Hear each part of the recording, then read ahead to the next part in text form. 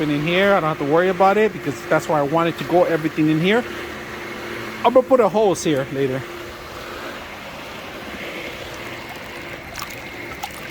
All right, so today we're gonna bring a VEVOR pump. Now my last one is a lot smaller, less powerful. We need to bring some more throttle in here. So before I commence, I'm going to show you guys a couple things. This one doesn't have an on and off switch, all right? So just make sure you're aware that you plug this in to ground, neutral, and then hot. And on top of it, they give you attachments, all right, for the actual top and the actual side.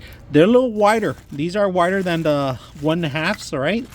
So just be aware that you're going to need a conversion kit for it to set up because these are too small. But we're gonna go ahead and do that. I'm gonna set these up. I want to see how powerful this thing is.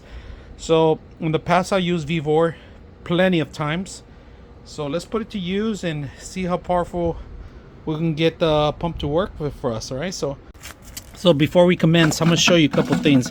Everything came in here, all right, so you won't lose it. It comes in here like this. I'm just gonna go along with this so you guys can see how it looks like, something like that, right? Everything was in there.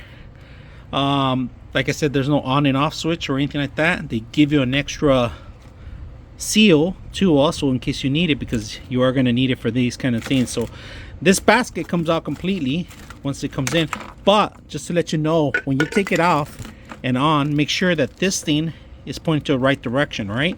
This is where it's going to catch the first phase of trash, and then it goes through this system out to the main pump, out to the main water. All right, just be aware of that.